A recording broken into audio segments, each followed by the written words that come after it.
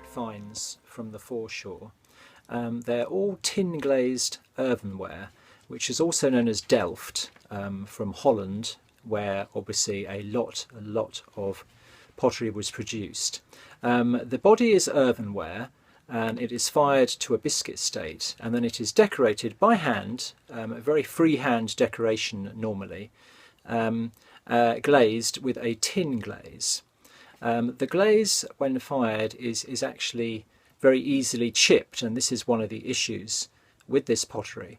It was very popular from around 1650 right up to 1770, but then it rapidly died out after that time due to competition with more durable earthenwares which could be transfer printed and painted as well.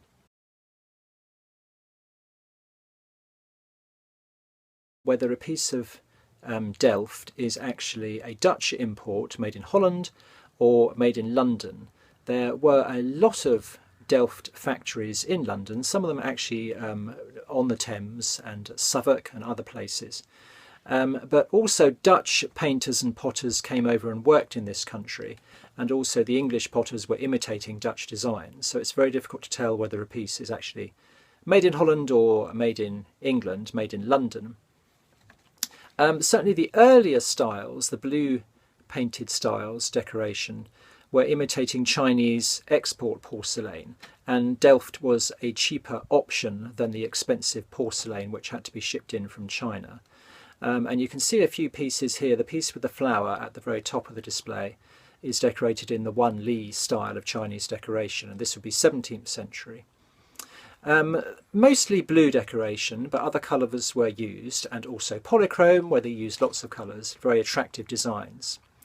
The articles that are very commonly found are pieces of plates and chargers, and pieces of drug or ointment pots. Floor tiles were also made, and you can see several very nice examples of floor tiles among these finds.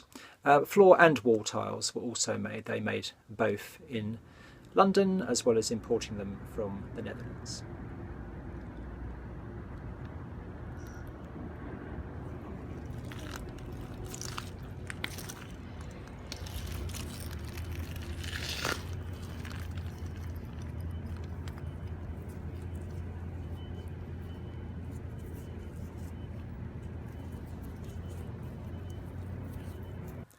The red clay tin glazed earthenware here is very unusual. Normally the Delftware was produced on white firing clay, but there is a piece here which is used red firing clay. Now there was one factory in France which did produce Delftware on red clay, so I guess that this would be from that factory and that it's actually a French import, but quite unusual to find.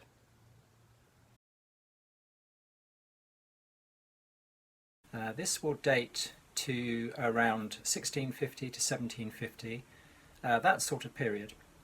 There's no trace of the characteristic white tin glaze left on it. Either it's a waster which was discarded before the tin glazing process, or the fragile glaze has just chipped off as it's been rolled around on the foreshore.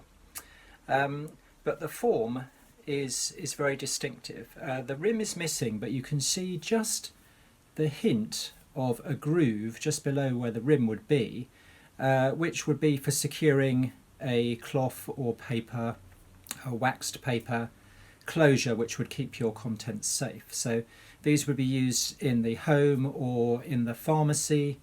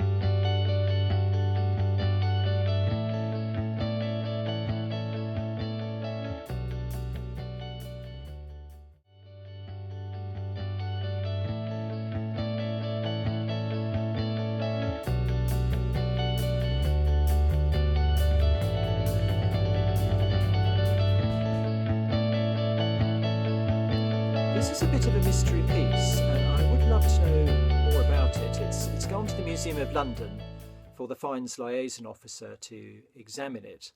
It appears to be some sort of design carved in the clay, probably after it was fired.